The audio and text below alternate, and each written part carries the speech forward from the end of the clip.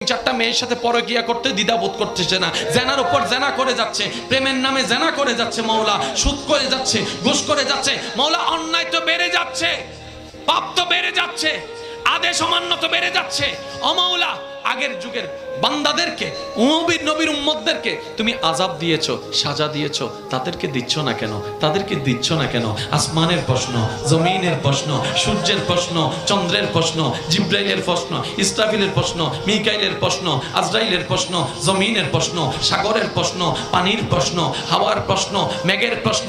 এবার রব্বে করিম বলে, শুনো শুনো, তোমাদের কথা সত্য, আগের যুগের যারা আছে তাদেরকে আমি আযাব দিয়ে ধ্বংস করে দিয়েছি, অমান্যতার কারণে, বেয়াদবির কারণে, গুনাহের কারণে, বেয়াদবির কারণে, গুনাহের কারণে, পাপের কারণে।